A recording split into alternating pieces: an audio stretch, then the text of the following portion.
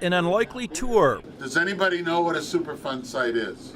on the history of pollution. The mud on the bottom of the river is contaminated, and that's for over 100 years of industrial contamination. The boat ride designed to teach people in the Seattle neighborhood of South Park about the contaminated river that borders their homes.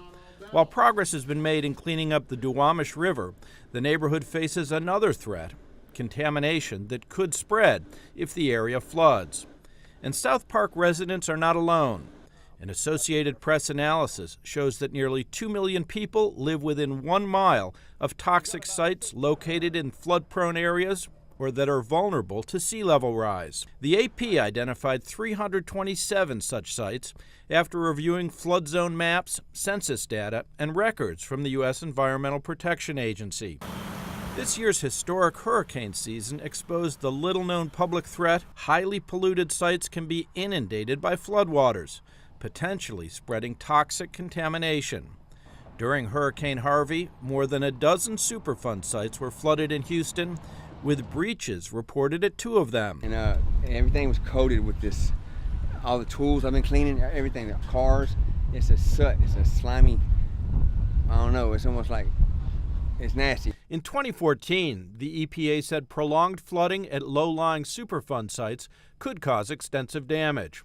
But under the Trump administration, a Superfund task force report makes no mention of flood risk due to stronger storms or rising seas, and the White House's proposed 2018 budget seeks to slash cleanup funding. In response, an EPA spokesman said, quote, "Despite fear-mongering from the Associated Press, not a single dollar has actually been eliminated, as Congress still hasn't passed a budget."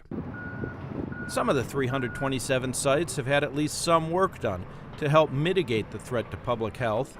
The vulnerable sites are scattered across the nation, but Florida, New Jersey, California, and Washington have the most people living near them in mostly low-income, heavily minority neighborhoods. I hope they clean it up so the river is not contaminated anymore. Besides rising sea levels, scientists say climate change will result in more intense storms that could bring heavy rainfalls to rivers and other waterways. Floods of the future are going to be bigger and sometimes even in new places, enlarging the floodplain than they have in the past.